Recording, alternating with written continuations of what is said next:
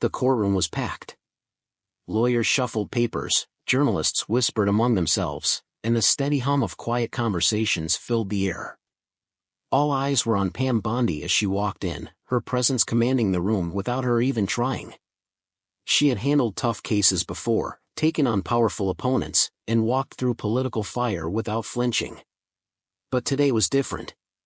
Today, she wasn't up against a corrupt corporation or a high-profile criminal. Today, she was up against a judge, one who had already decided he didn't like her. From the moment the hearing began, the tension was impossible to ignore. Judge Harrison leaned back in his chair, arms crossed, looking down at Pam with a smirk that sent a clear message: he was in control here. His words dripped with sarcasm as he interrupted her opening statement, questioning her competence, her legal arguments, everything except the actual case at hand. Pam kept her composure, refusing to take the bait. She had faced worse. But as the minutes dragged on, the insults became sharper, more personal. The judge wasn't just dismissing her arguments, he was mocking her in front of the entire courtroom. "Ms. Bondi," he said, leaning forward with a condescending smile, "I'd expect someone with your experience to at least understand basic legal principles. But maybe I'm expecting too much." A murmur rippled through the room. Even the opposing counsel looked surprised at how openly disrespectful the judge was being. Pam exhaled slowly, her grip tightening around the edges of her notes. This wasn't just about the case anymore. This was about power, about a man who believed he was untouchable, humiliating her simply because he could. But he had no idea who he was dealing with. Pam didn't react. She didn't argue. Instead, she carefully placed her notes down, straightened her posture, and looked directly at Judge Harrison. There was no anger in her expression, no frustration, just an eerie calmness that made the judge shift slightly in his seat. "Your Honor," she said, her voice even and measured, "I'd like to request a recess." The judge chuckled, shaking his head. "Request denied. I don't see any reason for one." Pam nodded, as if she expected that answer. She reached into her briefcase, pulled out a folder, and calmly set it on the table. For the first time, the judge hesitated. He watched as she opened the folder and flipped through a few pages, her fingers moving with careful precision. "Very well," she said, finally looking up. "Then I'd like to submit this into the record before we proceed." She slid the document toward the court clerk. The moment the clerk picked it up and began reading, the energy in the room shifted. The judge's smirk faltered, replaced with something else, something closer to concern. "Ms. Bondi, what exactly is this?" he asked, his tone less amused now. Pam didn't answer right away. Instead, she took her time, letting the silence stretch just long enough to make everyone lean in. Then, with a small, knowing smile, she said, "Your Honor, it's evidence. Evidence that might explain why you seem so eager to discredit me today." The judge's face darkened. He opened his mouth to speak, but before he could get a word out, the courtroom doors suddenly swung open. Two uniformed officers stepped inside, their expressions unreadable as they made their way toward the judge's bench. And in that moment, as the weight of the situation settled over the room, it became clear to everyone, something much bigger was about to unfold. Judge Harrison's expression shifted instantly. The arrogance in his eyes faded, replaced by something far more telling: uncertainty. He straightened in his seat, his fingers gripping the edge of his bench as the two officers approached. Pam didn't move. She didn't need to. She had already set everything in motion. The clerk, still holding the document she had submitted, hesitated before glancing up at the judge. His face was pale as he read over the pages, his hands shaking slightly. Whatever was in that folder wasn't just important, it was damning. "Your Honor," one of the officers said firmly, "we need to speak with you." A tense silence filled the room. The judge let out a forced chuckle, but it lacked the confidence he had displayed earlier. "This is highly irregular," he said, trying to maintain control. "I'm in the middle of a proceeding." Pam finally spoke, her voice steady. "Actually, Your Honor, I believe the proceeding just took a very different turn." The reporters in the courtroom had their pens poised, eyes darting between Pam, the judge, and the officers. The opposing attorney, who had spent most of the hearing watching with amusement, now looked deeply uncomfortable. Even he seemed to realize that something wasn't right. The officer took another step closer. "Judge Harrison, we have reason to believe you may have violated judicial ethics. We need to ask you some questions, immediately." The murmurs in the courtroom turned into full whispers. Some people leaned toward each other, speculating in hushed tones. Others simply sat frozen, eyes wide, waiting for what would happen next.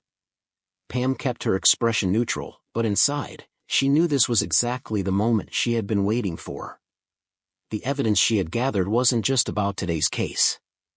It was about something much bigger, something that had been happening for months, possibly even years. Judge Harrison had a pattern. A pattern of cases mysteriously swinging in favor of certain individuals. A pattern of rulings that didn't quite make sense. And a pattern of personal vendettas against attorneys who dared to question him. Pam had been tracking it, watching as case after case landed in his courtroom and produced questionable outcomes. But today, he had made a mistake. He had let his bias show too clearly, his need to discredit her overriding his usual caution. And that arrogance had given her the opening she needed. The judge's jaw tightened. "This is absurd," he snapped. "I have no idea what you're talking about. If this is some kind of stunt, The officer held up a hand. "We have documents, Your Honor. Financial records. Case transcripts. Testimonies." He paused, letting the weight of the words settle. "It would be best if you came with us." Pam watched as Judge Harrison's face turned an alarming shade of red. He glanced around the courtroom, as if searching for support, but found none. Even the court staff looked uneasy, shifting in their seats, avoiding eye contact. For the first time in his career, he was no longer in control. The opposing attorney cleared his throat, standing awkwardly. "Your Honor," he said hesitantly, "perhaps we should recess for the day." But the judge barely heard him. His mind was racing, trying to calculate a way out. He turned his glare toward Pam. "This is your doing," he accused, his voice low but sharp. Pam met his gaze without flinching. "No, Your Honor," she said calmly. "This is your own doing. I just brought it to light." The weight of her words settled over the room like a heavy fog. The judge opened his mouth, ready to argue, to deny, to push back, but before he could, one of the officers stepped forward and placed a firm hand on his arm. "Sir," the officer said, his tone leaving no room for debate, "please come with us." The judge jerked his arm away, his face twisting with fury. "I'm a sitting judge. Do you have any idea what you're doing?" The second officer remained unfazed. "Yes, sir. We do." A moment passed where it seemed like he might fight it, might try to use whatever power he thought he still had to turn the situation in his favor. But then, something in his expression shifted, something closer to fear. Without another word, Judge Harrison stepped down from his bench. The courtroom, once buzzing with tension, was now completely silent. Every person in the room held their breath as they watched him walk toward the officers, his posture stiff, his hands clenched into fists at his sides. Just as he reached the door, he paused, turning his head slightly toward Pam. His eyes, once full of smug confidence, now held something different. A warning. Pam didn't react. She simply held his gaze until he turned away and disappeared through the door. The second the doors shut behind him, the room erupted. Reporters scrambled for their phones, attorneys whispered in hushed voices, and the court staff exchanged stunned glances. Pam remained seated, her face unreadable. She knew this wasn't over. This was just the beginning. The real question was, what would happen next? Outside the courthouse, the air was thick with tension. Reporters swarmed the steps, microphones raised, cameras flashing as they shouted questions into the chaos. News vans lined the street, their live broadcasts already feeding the story to millions. The arrest of a sitting judge wasn't just news, it was a scandal. Pam Bondi stepped through the heavy courthouse doors, her face unreadable as she walked past the growing crowd. She knew better than to stop and talk. Anything she said now could be twisted, taken out of context, or worse, used against her. She had done what she needed to do in that courtroom. But this was far from over. As she reached her car, her phone buzzed inside her bag. She glanced at the screen. A block number. She hesitated, then answered. "You think you've won?" The voice was low, controlled, but there was an unmistakable edge to it. "You have no idea what you've started." Pam didn't flinch. She knew threats when she heard them. "If this is who I think it is, I'd suggest you choose your next words carefully," she said, her voice calm. There was a pause, just long enough for her to hear the faint background noise on the other end. The hum of a television. The rustling of papers. Someone else breathing, just out of range. She wasn't just talking to one person, there were others listening. "You've made enemies, Bondi," the voice continued. "And enemies don't forget." The line went dead. Pam stared at her phone for a long moment before slowly lowering it. She had been expecting pushback, but this felt different. This wasn't just a reaction to Judge Harrison's arrest, this was something bigger. She slid into her car, locking the doors before taking a deep breath. She had to think. The documents she had submitted in court were only part of the story. There were more pieces to this puzzle, and she had a feeling that she was only scratching the surface. As she pulled out of the courthouse parking lot, her mind raced. Judge Harrison had been untouchable for years. His rulings had always seemed questionable, but there had never been enough proof to bring him down. Not until now. Not until she had found the right information, the kind that couldn't be ignored. But if what she had was enough to get him arrested, then someone else, someone powerful, was going to try and make sure that information never saw the light of day. She wasn't just dealing with one corrupt judge. She was dealing with a system that had protected him for years. That thought stayed with her as she drove through the city, heading toward the only person she trusted with this information. 15 minutes later, she pulled into the underground parking garage of an old office building. The lights flickered overhead, casting long shadows across the concrete. Pam parked near the entrance and stepped out, her heels clicking against the floor as she made her way toward the elevator. When she reached the top floor, she knocked twice on a door marked "Private Office" before stepping inside. A man in his late 50s sat behind a cluttered desk, stacks of files and newspapers covering nearly every inch of surface space. His name was Daniel Foster, a former investigative journalist who had spent years exposing corruption, until one day, he got too close to the wrong people. Now, he worked in the shadows, feeding information to those who could still fight the battles he no longer could. "You look like you've seen a ghost," Daniel said, glancing up from his laptop. "Not a ghost," Pam replied, closing the door behind her. "But I think I just made one." Daniel leaned back, studying her. "I saw the news. Judge Harrison taken into custody mid-hearing? That's bold, even for you." Pam set her phone on the desk and crossed her arms. "It wasn't just him. There's more.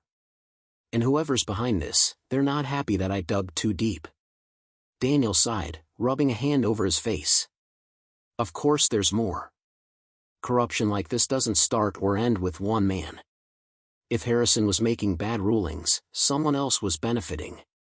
And those people? They don't go down quietly." Pam nodded. She had spent the last few months tracking the money, hidden transactions, off-the-record meetings, sudden changes in court outcomes.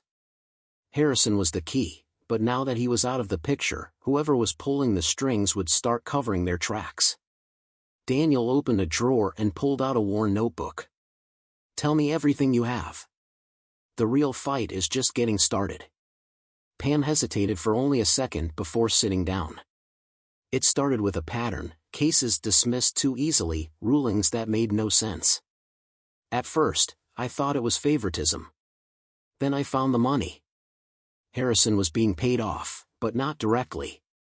The payments were funneled through shell companies, moved through real estate deals, political donations, layers of protection to make sure no one traced it back." Daniel frowned, flipping through his notes. And you're sure he was the only judge involved? Pam exhaled slowly. No. I'm not. The weight of that realization hung between them. Daniel leaned forward. Then you have a bigger problem. If Harrison was just one of many, then taking him down didn't end this, it put you on their radar. Pam already knew that. She had felt it the moment she walked out of that courtroom. The arrest was a victory, but it wasn't the end. It was the beginning of a much larger war. Pam sat in silence as Daniel flipped through his notes, his expression growing darker with each page. The dim light from his desk lamp cast long shadows across the room, making the tension feel even heavier. Outside, the city hummed with life, but inside this office, everything felt still, like the calm before a storm. You're saying the money trails don't just link to Harrison? Daniel finally said, his voice low. Pam nodded. I traced at least 3 other judges with suspicious financial activity. The same pattern: shell companies, hidden transactions, rulings that don't make sense. Harrison was just the one arrogant enough to get caught first. Daniel tapped a pen against the desk, his mind racing. Then this isn't just a corrupt judge. It's a network. Pam leaned forward. Exactly. And whoever's running it, they're not going to let me keep digging. Daniel let out a slow breath. That phone call you got, it wasn't just a warning. It was a message. They're watching you. Pam already knew that. Ever since Harrison's arrest, things had felt off. The same black sedan parked across from her office 2 days in a row. Her emails taking just a little too long to send. A gut feeling that she wasn't alone when she walked to her car at night. And then there was the man in the gray suit. She had spotted him earlier that morning, first at the coffee shop near her apartment, then again outside the courthouse. At first, she thought it was a coincidence. But now, she wasn't so sure. Daniel, I need to know exactly what I'm dealing with here, she said. Who benefits from these corrupt rulings? Who's behind this? Daniel hesitated before opening a locked drawer in his desk. He pulled out a folder, thick with documents, and set it between them. I've been looking into something for a while now, he said. Didn't have enough to prove anything before, but if what you're saying is true, it all connects. Pam flipped open the folder, her eyes scanning the pages. Real estate deals. Construction contracts. Government funding allocations.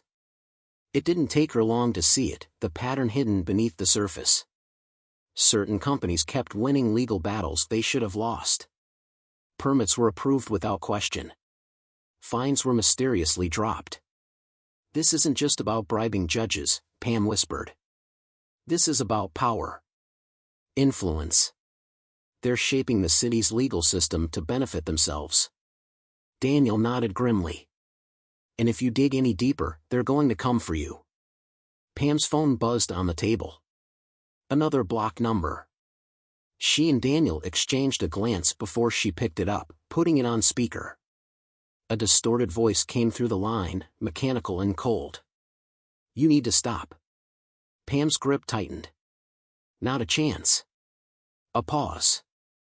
Then, you think you're exposing corruption, but you have no idea what you're stepping into. Walk away, Pam. Daniel leaned closer to the phone. And if she doesn't? The voice remained eerily calm. Then she won't have a choice. The call cut off. Pam swallowed, forcing herself to stay composed. But she knew what this meant. The people behind this weren't just protecting a corrupt system. They were willing to do whatever it took to keep it hidden. Daniel shut the folder. You need to go somewhere safe. Tonight. Pam shook her head. No. If I back down now, I lose. They win. Daniel exhaled sharply. Then we do this carefully. No mistakes. No missteps. Pam nodded. She had come too far to walk away now. But deep down, she knew this was no longer just about exposing corruption. This was about survival.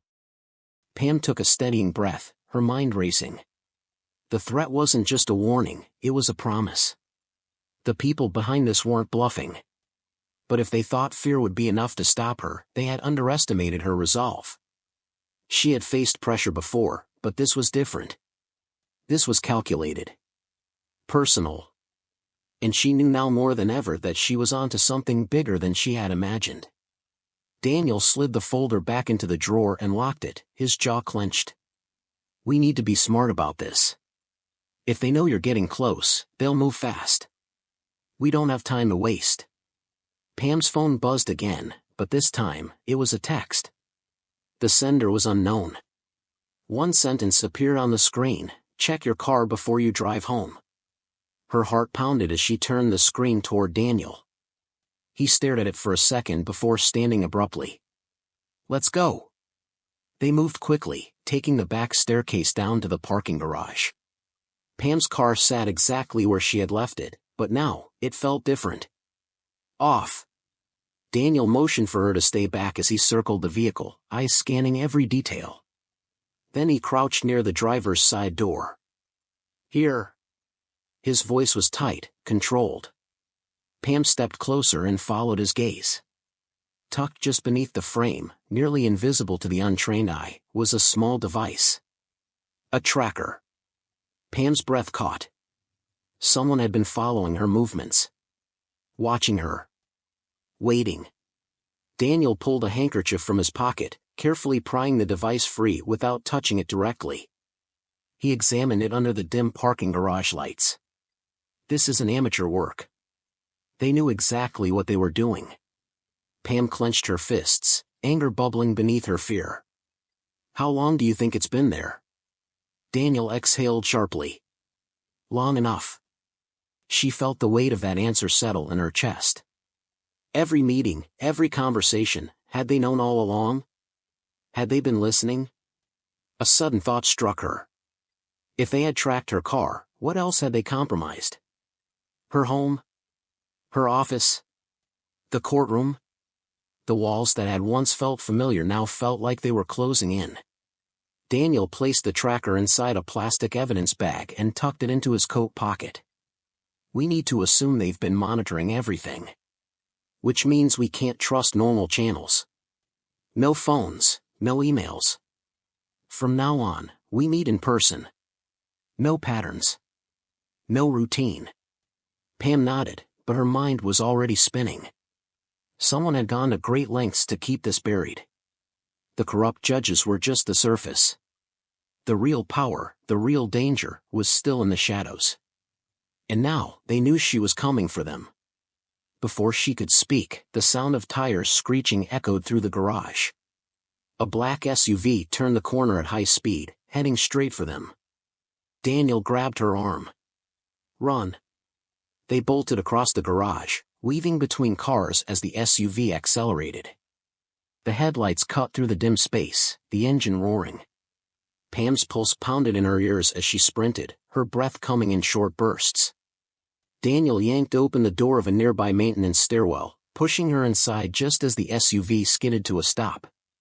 They took the stairs two at a time, emerging into the alley behind the building. Daniel slammed the door shut behind them, glancing back. No one followed. Not yet. Pam leaned against the cold brick wall, trying to catch her breath. They're done sending warnings. Daniel nodded grimly. Yeah. Now they're taking action. Pam straightened, her resolve hardening. Then we do the same. Daniel studied her for a long moment before pulling his phone from his pocket. He typed quickly, then showed her the screen. It was a name. A contact. Someone who could help. Pam met his gaze. Who is this? Daniel hesitated, then said, someone who knows exactly what we're up against. And if we're lucky, someone who wants to bring them down just as much as we do. Pam stared at the name. The last person she expected. And in that moment, she realized, the fight had only just begun. Pam stared at the name on Daniel's phone, her mind racing. She never expected this. Not him. Not now. But if Daniel trusted this contact, she had no choice. They were running out of time. Without a word, Daniel dialed the number. The call rang twice before a deep voice answered. I was wondering when you'd call. Pam tensed. The voice was calm, deliberate, almost amused. Whoever this was, they weren't surprised. We need to meet, Daniel said. Now. There was a brief silence, then the voice replied, Warehouse. Pier 17. 1 hour. Come alone. The line went dead. Pam exhaled slowly. This feels like a trap. Daniel nodded. It might be. But it's our only chance to get ahead of them. An hour later, they pulled up to an abandoned warehouse by the docks. The air smelled of salt and rust, the night eerily quiet except for the distant hum of the city. The building loomed over them, its metal siding corroded from years of neglect. Pam's heart pounded as they stepped inside. The warehouse was dimly lit, long shadows stretching across the concrete floor. A single figure stood near the center, waiting. Judge Harrison. Pam's breath caught. The same man she had exposed. The same man who had mocked her in court before his downfall. And yet, here he was, free. Surprised? Harrison smirked. I'd say you should be. Daniel stiffened beside her. This doesn't make sense. You were arrested. We thought you had one? Harrison cut him off, stepping forward. Pam, you still don't get it. I was never the problem. I was just one piece. And when one piece falls, another takes its place. Pam clenched her fists. So what, they let you go? To do what? Cover up their tracks? Harrison chuckled. To clean up a mess. You're getting too close to something bigger than you can imagine. He tilted his head. But the real question is, do you really want to know how deep it goes? Pam didn't hesitate. Yes. Harrison sighed, as if disappointed. Then I guess we're out of options. He turned slightly, giving a subtle signal. The warehouse doors slammed shut. Pam spun around as figures emerged from the shadows, men in suits, silent and watchful. This was planned. A setup. Daniel took a step closer to Pam. They won't let us walk out of here. Harrison nodded. That's right. But I'm offering you a choice. His gaze locked onto Pam. Walk away. Drop this. And you live. Pam felt a chill run through her. This wasn't just about corruption anymore. This was an organization that controlled the justice system itself. If she backed down now, they'd continue operating in the dark, untouchable. But if she fought... She glanced at Daniel. He gave the slightest nod. Then, without warning, the sound of sirens filled the air. Pam's heart jumped. A second later, red and blue lights flashed through the warehouse windows. Tires screeched outside. Harrison's smirk vanished. What did you do? Pam exhaled. I didn't come alone. The doors burst open as federal agents stormed inside, weapons drawn. The men in suits barely had time to react before they were surrounded. Harrison took a step back, his confidence faltering. Pam, he said slowly, you don't understand what you've just done. She met his gaze, unwavering. Oh, I do. I just made sure you don't walk away this time. Harrison was seized by the agents, his hands wrenched behind his back. Daniel let out a breath, tension finally breaking. But just as they turned to leave, one of the agents pulled Pam aside. His expression was grim. You should know. Harrison wasn't the one pulling the strings. He was just another pawn. Pam's stomach dropped. The real mastermind was still out there. Watching. Waiting. And she had just made herself their next target. Pam stood outside the warehouse, the night air cool against her skin.